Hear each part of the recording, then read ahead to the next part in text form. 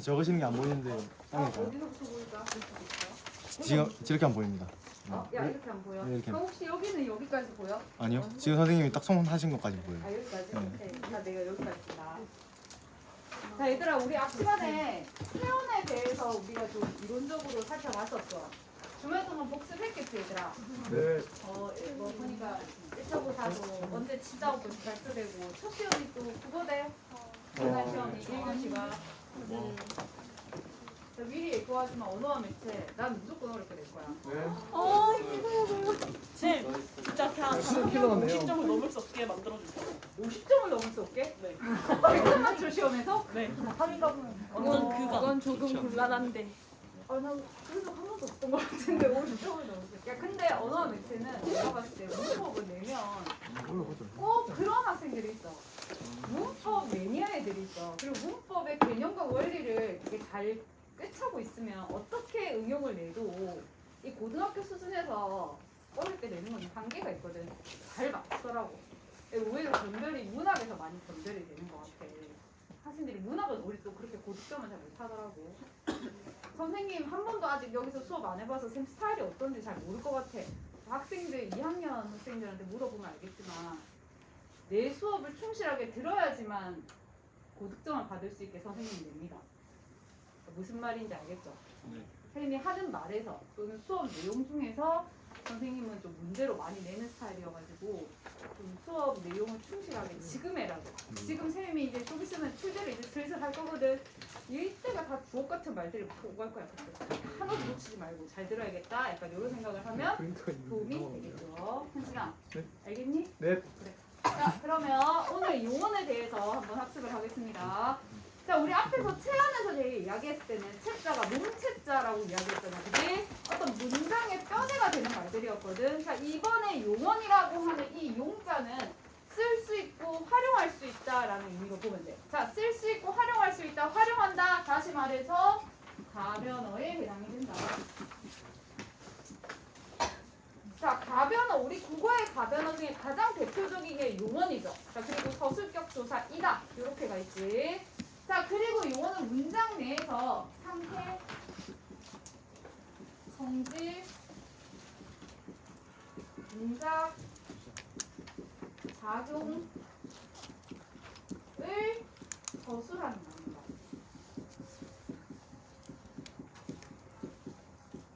자, 얘들아, 서술하는 말이니까 문장에서 뭐로 사용되겠습니까? 주로 서술어로 문장 상동으로 사용됩니다. 서술어뿐만이 아니고 관용사용 전성어미 붙으면 관용어로 사용되고 부사용 전성어미 붙으면 부사어로 사용되고 굉장히 다양하게 사용될 수 있습니다. 일단 주된 기능은 여튼 서술하는 기능을 가지고 있는 거지. 자, 여기 앞에 나오는 상태와 성질을 나타내는 말을 우리는 형용사라고 이야기하고 동작과 작용을 나타내는 말을 동사라고 이야기합니다. 자, 용언에는 활용을 하니까 활용하지 않는 부분과 활용이 되는 부분, 형태가 변하는 부분으로 우리가 나누어 볼 수 있는데, 자, 형태가 변하지 않는 부분은 우리가 뭐라고 하고, 간. 자, 형태가 변하는 부분을 미라고 하는 겁니다. 자, 그리고 우리가 어떤 이 품사의 동사냐 형용사를 판단을 하고 할 때는 사전에 등재되어 있는 단어를 기준으로 품사를 보는 거기 때문에 반드시 기본형을 늘 생각을 해야 된다라는 거. 자, 이 어미 부분을 조금 더 자세히 보면, 자, 우리 어미의 종류는 크게 세 가지가 있다라고 이야기했습니다. 자, 첫 번째가 동결어미. 그리고 이어주는 연결어미. 자, 그리고 마지막으로 전성어미. 이 어미 중에 동결어미, 연결어미, 전성어미까지 다 이해했으면 거의 문법의 많은 부분을 이해했다라고도 할 수 있어. 자, 우리가 예를 들어서 먹다라는 단어를 가지고 한번 얘기해볼까? 자, 이 먹다라는 말은 어간이 어디까지일까, 얘들아? 먹까지지. 자, 그럼 어미 활용을 해보면 어떻게 활용할 수 있습니까? 먹고, 먹으니, 먹던, 먹어라. 자, 그러면 여기 뒤에 오는 것들이 전부 다 어미가 되는데, 얘들아, 먹다라고 하는 거는 동결, 연결, 전성 중에 어디에 해당될까? 종결에 해당되죠. 자, 문장을 끝맺게 해주는 거야. 자, 문장을 어떻게 끝맺게 해준다? 평서문으로 끝맺게 해줍니다. 그래서 이런 다를 평서형 연결어미 이렇게 이야기를 해. 자, 먹고는 문장을 끝맺게 해줘, 얘들아. 그 다음 문장이 올 수 있게 연결해주죠. 이런 고를 연결어미라고 이야기합니다. 자, 먹으니 이것도 마찬가지 연결해주죠. 연결어미가 돼. 자, 먹던 얘는 연결어미가 아니고 얘들아 은는 던을에 해당하는 그 던입니다. 은는 던을 무슨 어미였지? 관형사형 전성어미 외워야 된다고 했었죠. 은는 던 자, 전성어미가 쓰였고 먹어라의 어라 종결어미죠. 자, 종결어미 중에서도 무슨 종결어미? 명령형 종결어미가 되는 거지. 자, 이렇게 종결어미의 종류들, 이 전성어미 종류들은 문장론 넘어가게 되면 훨씬 더 자세하게 공부하게 됩니다. 일단 저 세 종류가 있다라는 정도만 잘 이해하면 돼요. 자, 그러면 동사랑 형용사를 구분하는 것부터 우리가 한번 볼 건데, 자, 동사랑 형용사를 구분하는 가장 첫 번째 기준은 의미로 그냥 구분하면 돼요. 먹다, 가다, 달리다 이런 어떤 동작이나 또는 뭐 이런 작용 같은 거, 해가 뜨다 이런 것들 전부 다 동사가 됩니다. 근데 벚꽃이 예쁘다, 근주가 성실하다 이런 거 상태나 성질이죠. 이런 것들은 전부 다 형용사가 돼요. 단어처럼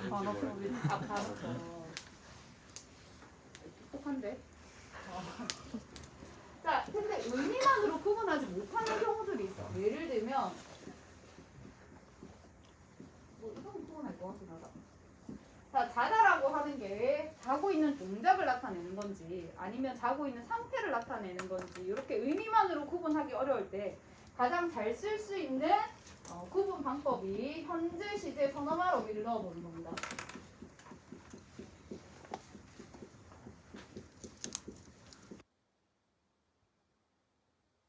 뜻을 다 알아야 되는데 현재 시제라는 거는 무슨 말인지 알겠죠? 과거, 현재, 미래 중에 그 지금 right now로 의미하는 거잖아, 그치? 여기 선 어말어미라고 되어 있는데 어말어미는 제일 끝에 오는 어미를 어말어미라고 생각하면 돼. 여기 나오는 먹다, 먹고, 먹으니, 먹더, 먹어라 전부 다 어말어미입니다. 어말어미. 근데 이 어말어미 말고 어말어미 바로 앞에 오는 어미가 있어. 먼저 선자를 써서 그걸 선 어말어미라고 이야기해. 자, 이 선어말어미, 현재 시제 선어말어미는 또는 니은. 앞이 자음으로 끝나면 는이 결합이 되고 모음으로 끝나면 니은이 결합이 됩니다. 자, 요거를 결합시켜서 말이 되면 동사, 안 되면 형용사라고 생각하면 돼요. 또는 어떤 현재 시제 진행형을 나타내는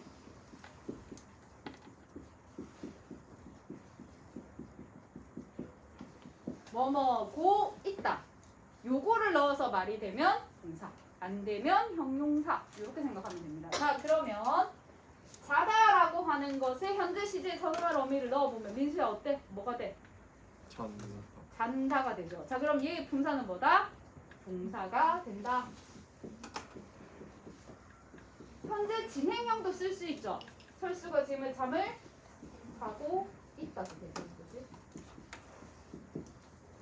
자, 그러면 형용사의 현재형은 어떻게 표현할까? 형용사의 현재형은 동사의 현재형은 현재 시제 선어말 어미 는을 넣으면 되는데 니은은 형용사는 현재 시제 선어말 어미가 없습니다. 그냥 기본형이 현재야.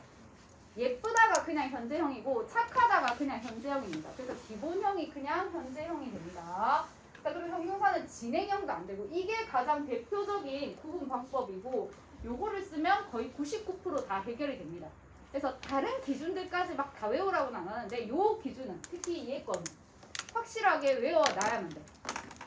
동사, 형용사 구분 문제를 딱 가지고 문제를 만약에 평가원이나 이런 데서 출제를 했다. 그러면 치사하게 분류 기준을 안 주고 문제를 내지는 않을 것 같아.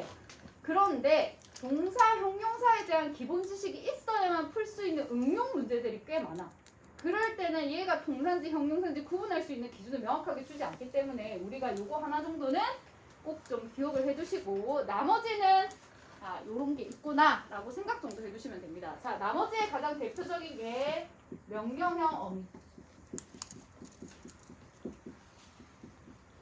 이게 100%가 다 되진 않거든. 그래서 맨 위에 것만 외우라고 하는 건데. 자, 아라랑 어라를 넣어서 말이 되면 동사입니다. 잠을 자라. 이런 식으로. 자, 그리고 청유형 어미.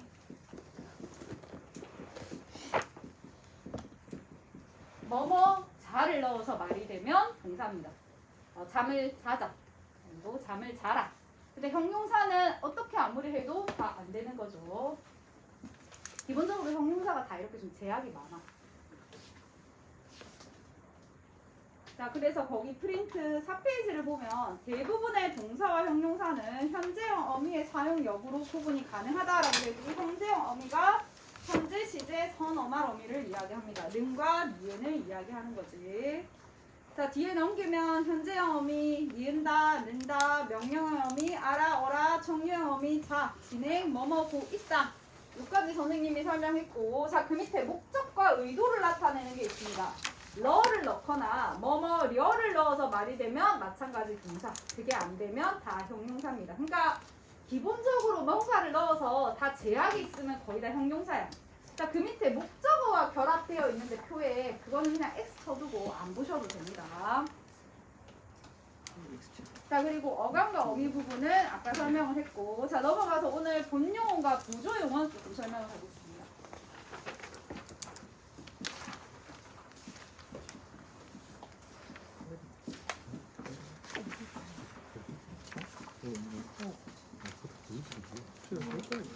왜?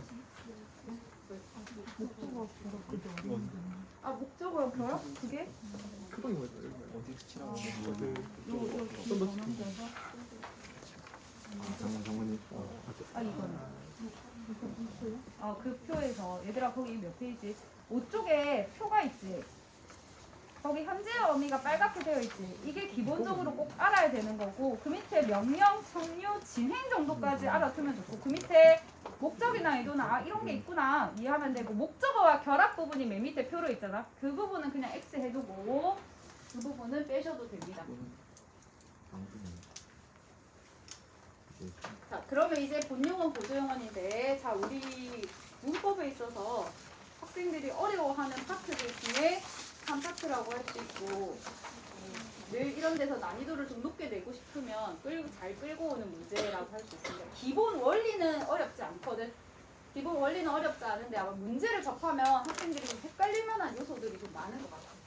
자, 일단 기본적으로 용언이죠. 본 용어는 본래 그냥 우리가 기본적으로 생각하는 용언의 형태라고 생각하면 됩니다. 우리가 지금까지 쭉 이야기했던 용어는 전부 다 본용언이야. 앞에 본이라는 말을 생략했을 뿐이지. 다 본용언이고, 이 보조용어는 본용언에 붙어서 본용언을 보조하는 역할이야. 자, 그러면 개념 자체가 본용언에 붙는다고 했죠. 그러면 근주야, 보조용어는 단독으로 쓰인다는 거야, 안 쓰인다는 거야? 안 쓰인다는 거. 그렇죠. 안 쓰인다라는 이야기입니다. 자, 여기서 보조적인 의미로 쓰인다는 거는 어떤 문법적인 의미로 보조를 한다라는 의미고, 그 단어가 가진 실제적이고 본래적인 의미는 사라져버리고 진행이나 어떤 소망이나 어떤 상태나 보통 이런 것들 같은 서브의 의미만 가지고 있게 됩니다. 이런 것들을 전부 다 보조 용언이라고 한다. 한번 예를 들어 본다면,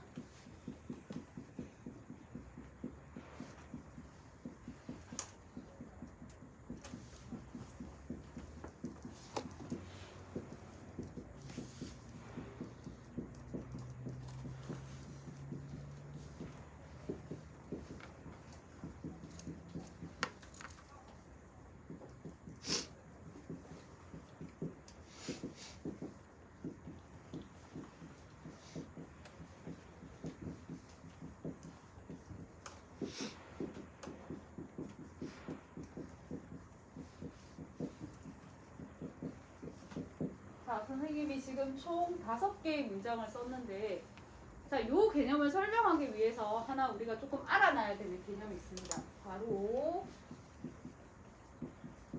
우리가 문장을 하게 되면 공부하게 될 개념.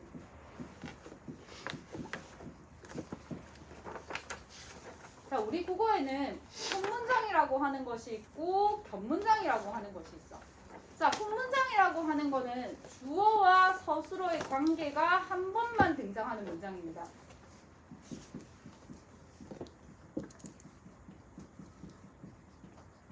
영어는 주어 중심이야, 서술어 중심이야? 문장을 볼 때? 서술어?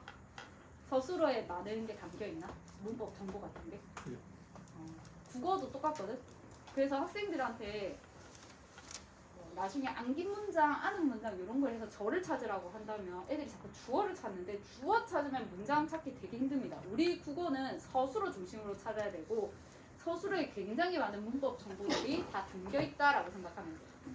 자, 그래서 주어는 생략되는 경우가 있거든? 근데 서술어는 생략되지 않습니다. 그러니까 철수야 밥 먹어라 할 때 철수는 생략될 수 있고 밥도 생략될 수 있지만 먹어라는 행위 자체는 서술어는 생략될 수가 없거든. 늘 서술어 중심으로 진행이 되고 우리 국어에 주어와 서술어, 주어가 없어도 돼. 여튼 서술어가 한 번 등장하는 문장은 우리가 본문장이라 이야기하고 2번 이상 서술어가 등장하게 된다. 그러면 견문장이라고 이야기를 해요. 선생님 그럼 견문장 내에서도 주어가 계속 생략될 수 있어요? 견문장 내에서도 주어가 생략될 수 있냐? 너무나 당연하지. 주어 보통 거의 다 생략돼요. 똑같으면 무조건 생략이 되고 같지 않으면 보통 우리 이런 문법 교과서에 나오는 거는 정확한 구어적이 아니고 문어적 표현을 써야 되니까 다른 경우는 다 주어 넣어주죠. 근데 우리가 예상할 수 있는, 예측할 수 있는 이런 주어 같은 경우는 또 생략되기도 해요. 여튼 서술어가 굉장히 중심이 되는데 이런 게 2번 담겨 있으면 서술어인데 우리 국어에 서술어가 될 수 있는 경우는 굉장히 많거든. 서술어가 될 수 있는 경우 굉장히 많은데 그거는 문장 넘어가서 설명을 하지만 오늘 우리가 공부하는 품사 파트가 용언이죠. 용언이 가지고 있는 가장 큰 기능 중에 하나가 뭐라고 했어 얘들아? 서술한다. 자, 그러면 용언은 무조건 뭐가 된다? 서술어가 됩니다. 용언은 무조건 서술어가 돼.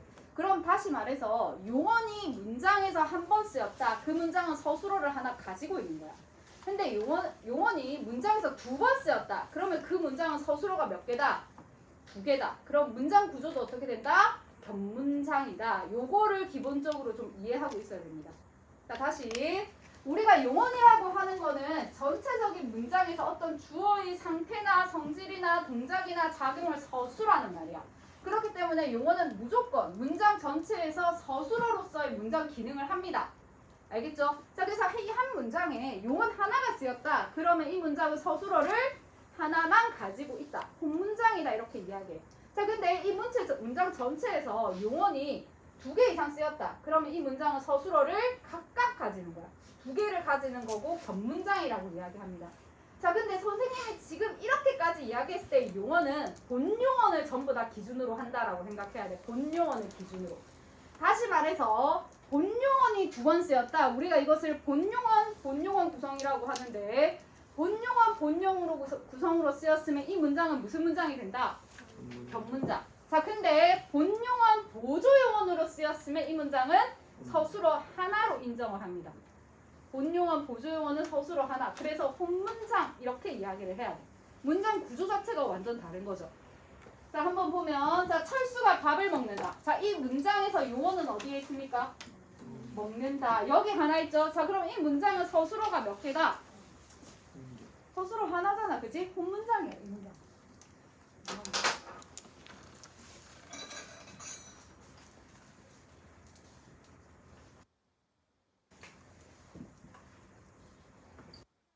먹는다를 그냥 하나의 본용언이라고 합니다. 당연히 용언이 하나밖에 없으니까 그냥 용언이라고도 이야기해요. 친구야, 괜찮니? 좀 옆에 친구한테 뺨을 세게 때려달라고 할까? 자, 정신 차리고. 피곤하지? 오늘 나도 너무 피곤해. 오늘 내가 강재현 쌤한테 피곤하다는 얘기를 강재현 쌤이 한 3번을 이야기하고 수업을 못하겠다는 얘기를 한 5번은 들은 것 같아. 진짜 지치셔서. 나도 너무 지쳤다, 얘들아. 자, 철수가 밥을 먹고 있다라는 문장이 있습니다. 얘들아, 여기서 서술어의 개수를 찾거나 본용언과 보조용언을 구분할 때는 쌤이 아까 보조용언이라고 하는 것 자체는 메인의 의미를 가지지 못한다고 했잖아. 그러니까 행위가 일어나지 않아.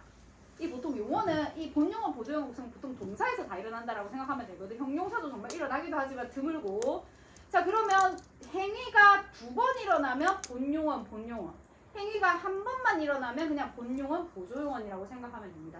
자, 철수가 밥을 먹고 있다야. 행위가 몇 번 일어났니? 한 번이죠. 그냥 먹는 행위만 일어났죠. 그러면 이 문장은 본용어, 보조용어 구성이다 라고 이야기합니다. 자, 본용어, 보조용어 구성이니까 서술어를 몇 개라고 카운트해야 된다? 하나. 서술어 하나. 이렇게 하나입니다. 서술어 이렇게. 묶어서 덩어리로 하나. 자, 본문장이야. 자, 그러면 보조용어는 조금 더 자세히 해볼게. 자, 여기서 보이는 이 보조용어는 정확하게 하면 여기까지 포함이 되는 거거든. 뭐뭐고 있다라는 보조용어냐. 어떤 문법적 의미를 가지고 있을까? 진행. 요런 의미를 가지고 있어. 자, 근데 그 밑에 문장 한번 볼까? 철수가 밥을 먹고 갔다. 근지야, 네. 행위가 몇 번 일어나? 2번이요. 2번 일어나죠. 자, 여기 먹었다라는 것과 갔다라는 행위가 2번 일어나는 거야. 그럼 이러한 구성을 뭐라고 한다? 본용언 구성이라고 이야기를 하는 겁니다. 자, 본본 구성이고 서술어를 어떻게 해줘야 된다? 각각 해줘야 됩니다. 먹고라는 서술어 하나, 갔다라고 하는 서술어 하나. 이렇게 해줘서 이 문장은 무슨 문장이 된다? 병문장이 된다. 그럼 1인 문장은 원래 어떤 문장이다? 철수는 밥을 먹었다. 그리고 철수는 갔다. 이렇게 두 문장이 합쳐진 병문장이라고 이해를 해야 돼. 자, 이런 구성을 본용어 구성이라고 합니다. 자, 그럼 철수가 밥을 먹어버렸다 라는 문장이 있어요. 얘들아, 여기서 행위는 몇 번 일어났을까? 행위 한 번 일어났지. 밥을 다 먹었다라는 행위 한 번만 일어난 거야. 자, 그래서 얘가 본용어이고 얘가 보조용어입니다. 자, 요렇게 묶어서 서술어 하나고요. 이게 본문장입니다. 선생님, 네. 배터리 20%밖에 안 남았는데요. 아, 그래. 20%. 일단 계속 할게요. 네. 네. 끊겨가지고. 본용언이랑 보조용언이랑 합쳐질 때 무조건 본용언이 앞에 오나요? 네. 보조자 역할을 하기 때문에. 자, 여기서 버렸다라고 하는 거는 버리다. 이런 형태인데 여기서는 어떤 의미를 가지고 있을까? 무언가 행위를 완료했다라는 의미를 가지고 있습니다. 여기서 뭔가 버리다는 원래 이 버리다의 실제적 의미를 생각한다면 물건을 버리다 이런 의미죠. 근데 여기서 그런 의미로 사용이 됐어, 안 됐어? 안 됐죠. 이렇게 보조적 의미로만 사용되는 게 보조용어입니다. 자, 그 밑에 마지막 문장. 철수가 밥을 먹고 버렸다가 있습니다. 여기서는 행위가 몇 번 일어났어? 2번 일어났죠. 철수가 밥을 먹었다라고 하는 행위 하나. 그리고 철수가 그것을 버렸다라고 하는 행위 하나. 여기서의 버리다는 이 버리다가 가지고 있는 실제적 의미로 사용이 되는 거야. 그렇기 때문에 서술어 하나, 서술어 2개, 견문장이 된다라고 할 수 있습니다. 자, 이렇게 해서 본용어과 보조용어는 구분할 수 있어. 자, 이 본용어과 보조용어는 띄어쓰기에서 좀 차이가 나는데 여러분들 띄어쓰기 제1원칙이 혹시 뭔지 기억이 납니까? 근데 혹시 기억나니? 네. 띄어쓰기 제1원칙. 그 단어끼리는 띄었습니다. 그렇지. 단어는 다 띄어 쓰죠. 단 뭐는 붙여 쓴다? 조사는 조사는 붙여 쓰지. 얘들아, 그러면 얘가 본용어, 보조용어이긴 하지만 먹고라는 하나의 단어, 있다라는 하나의 단어니까 각각 띄어 쓰겠죠. 본용어, 보조용어, 본용어, 본용어 원칙이 다 띄어 쓰는 것이 원칙이야. 자, 그런데 본 보조와 본본 중에 하나는 붙여 쓰는 게 가능해.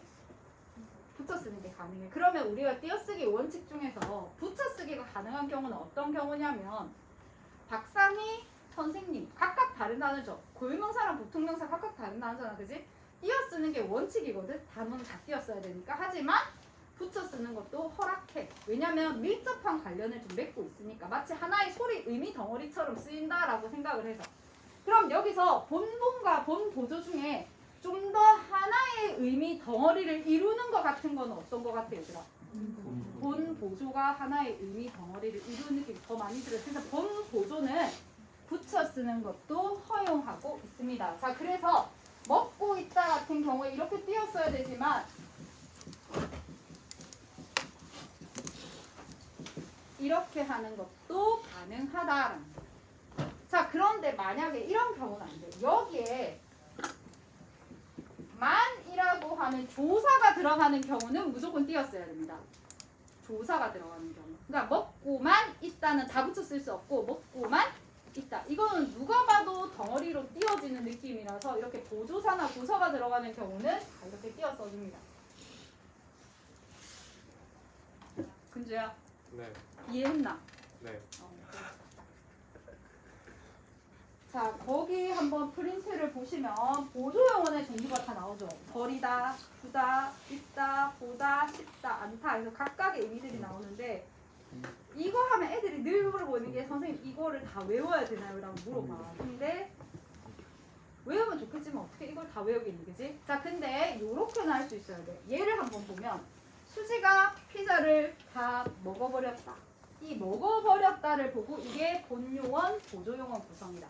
보조용언 중에서도 완료를 나타낸다. 요까지는 분석할 수 있어야 됩니다. 그러니까 보조용언의 종류가 완료, 유지, 진행 상태, 시도 이렇게는 외울 필요는 없지만 문장을 보고 여러분들이 추측해낼 수는 있어야 돼. 내일 수능 시험을 위해 일찍 자, 두어라. 이런 두어라 같은 것도 유지를 나타낸다. 뭐 유지까지 몰라도 괜찮아. 여튼 얘가 보조용언으로 쓰였다. 근데 이런 의미들을 잘 알고 있으면 얘가 본용어로 쓰였는지 보조용언으로 쓰였는지 헷갈리는 것도 좀 명확하게 알 수 있는 장점이 있습니다. 뭐 내일은 미나를 만나볼까? 만나볼까 같은 경우에도 우리가 일반적으로 보다라는 의미가 뭔가 what나 see의 의미를 가지고 있는데 여기서는 뭔가를 시도해보다의 의미를 훨씬 더 가지고 있는 거죠. 이런 문법적인 기능을 가지고 있는 것들이 다 보조용언이라는 거. 자, 그리고 학생들이 많이 헷갈려하는 거. 비가 오지 않아서 걱정이다에 안아서 뭐뭐 하지 않아서 이렇게 부정을 나타내는 것도 전부 다 보조용언 중에 하나입니다. 자, 그러면 우리 국어에서는 본용언과 보조용언이 있을 때 보조용언을 생략하면 단독으로 쓰일 수 있습니다. 철수가 밥을 먹고 있다 해서 보조용언이 고있다라고 했죠. 고있다를 빼버리면 철수가 밥을 먹는다. 이렇게 해서 보조용언을 없애버리면 이렇게 생략이 가능해. 크게 의미상의 무리가 없습니다. 왜냐하면 여기서 철수는 행위는 한 번밖에 어차피 안 일어나는 문장이니까. 자, 그런데 본용언의 문장에서 뭔가를 하나 생략해버리면 문장 전체 의미 손실이 일어나. 왜? 본용언은 행위 자체가 몇 번 일어나는 거니까? 2번 일어나는 거니까. 행위가 2번 일어나는데 그 중에 하나를 생략해버리면 의미 손실이 있겠죠? 자, 요런 차이가 있다라는 거 좀 잘 알아주시고, 거기 본용과 보조용언의 구성 방식이라고 해서 동그라미 1번, 동그라미 2번이 있는데 동그라미 1번이 선생님이 지금까지 설명했던 내용이고, 자, 동그라미 2번을 보면 요런 보조용어 구성도 있어. 본용어 플러스 의존명사의 하다나 쉽다가 결함된 경우, 비가 온 듯하다, 비가 올 성쉽다, 잘난 체하다 또는 잘난 척하다. 여기서 듯하다는 듯이 의존명사입니다. 의존명사 플러스 하다 구성, 요렇게 된 것도 보조용언이 되긴 해. 근데 이렇게 동그라미 2번으로 출제된 적은 거의 없습니다. 동그라미 1번 중심으로만 잘 이해하면 되고, 그 밑에 중요하다라고 뜬 한글 맞춤법의 띄어쓰기 제 47항 이 부분 있죠. 자, 이 부분 아까 쌤이 설명한 부분, 보조용어는 띄어쓰을 원칙으로 하되 경우에 따라 붙여쓰도 허용한다. 본용어는 절대 무조건 다 띄었어야 돼. 자, 요런 차이. 자, 다만 앞말에 조사가 붙는다. 아까 여기 있는 먹고만 있다. 이런 경우 띄었어야 되고, 여기가 너무 길어지는 경우도 띄었어야 돼. 너무 단어가 다 붙어 있다라는 느낌 들어서. 거기 밑에 내가 덤벼 들어 보아라. 이런 게 좀 대표적인데, 덤벼 들어 같은 경우가 여기 앞에 있는 이 본용어니 합성어로 되는 경우. 얘가 합성어로 되게 되면 얘 길이가 엄청 길어지잖아? 그러면 이 본용어, 보조용어까지 다 붙였으면 너무 다 부담되는 거야. 그래서 이럴 경우는 띄었습니다. 요 한 2가지 정도만 이해하고 있으면 되겠습니다. 이거 제 47항의 내용은 여러분 다 이해를 해야 됩니다.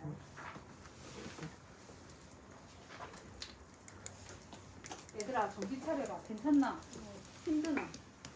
그 다음 활용 더 힘든데. 우리 몇 분까지 수업이야? 40분. 40분? 진짜 마음 같아서 활용 가고 싶은데. 근데요. 진짜 좋을 것 같아. 이렇게 날씨가 좋은데 저희 그래서 배터리도 다 배터리가 있고 없어. 결정적인 이유가 있네. 하루 정도는 뭐 하루 정도는 돼. 내 생각에 근데 내일 정도까지 하면 이제 분석 거의 끝날 것 같아요. 왜냐면 지금 이제 하는 활용이 좀 제일 크거든. 활용 설명까지 있다가 하면 빨리 끝내고 정지. 정지?